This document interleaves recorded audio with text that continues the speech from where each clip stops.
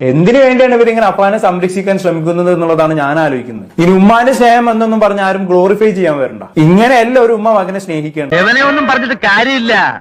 തറവാട്ട് മഹിമ എന്ന് പറഞ്ഞ സാധനമുണ്ട്. അതൊന്നും ഇവന്റെ പടിവാളന്റെ 5 അയലോത്ര പോയി. ഞാൻ കട്ടിലിൽ നിന്ന് വീണതാണ് ഞാൻ പറയുന്നത്. എനിക്ക് സംഭവിച്ചതും അത് തന്നെയാണ്, എന്റെ ഓർമ്മയിലും അത് തന്നെ. എനിക്ക് നീ മതിയായിട്ടില്ലല്ലേ ഇവളൊരുത്ത ഇതൊക്കെ വരുത്തി വെച്ചത് ഈ മൂദേവി. ഉമ്മ ഇപ്പൊ പോലീസുകാരോട് പറഞ്ഞ മൊഴി അതുപോലെ തന്നെയാണ് ഉമ്മ നിൽക്കുന്നത്. അതാണ് കറക്റ്റ്, ഞാൻ പറഞ്ഞതാണ് കറക്റ്റ്. എനിക്ക് അതേ ഓർമ്മ ഉള്ളത്.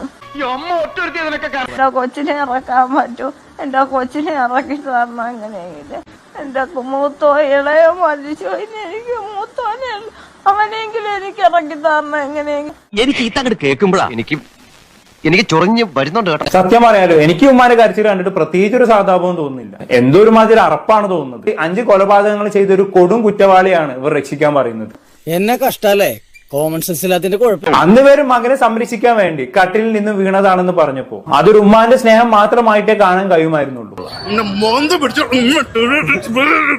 എനിക്ക് അത്രയ്ക്ക് ദേഷ്യം വന്നു. എന്നാൽ ഇപ്പൊ എല്ലാം അറിഞ്ഞിട്ടും ഇളയ മകനെ അടക്കം അവൻ കൊന്നതാണെന്ന് അറിഞ്ഞിട്ടും എന്റെ മകനെ രക്ഷിക്കണം എന്നും പറഞ്ഞ് കരഞ്ഞതിന് പിന്നിലുള്ള ചേതോവികാരം എന്താണെന്ന് എനിക്കിപ്പോഴും മനസ്സിലാക്കുന്നു. എല്ലാ നാട്ടിലെ കള്ളന്മാര് പെരുകുന്നത് നല്ല പ്രോത്സാഹനമല്ലേ. അഫാൻ കാരണം സ്വന്തം മകളെ നഷ്ടപ്പെട്ട് വേറൊരു ഉപ്പയും ഉമ്മയും ഉണ്ട്. അഫാന്റെ കാമുകിയായിരുന്ന ഫർസാനയുടെ മാതാപിതാക്കൾ. അവരുടെ കണ്ണീരിന് ആര് സമാധാനം പറയും? ഇത്രയും വലിയൊരു തെറ്റ് ക്ഷമിക്കാനും മാത്രം വിശാല ഹൃദയനൊന്നും അല്ല ഞാൻ.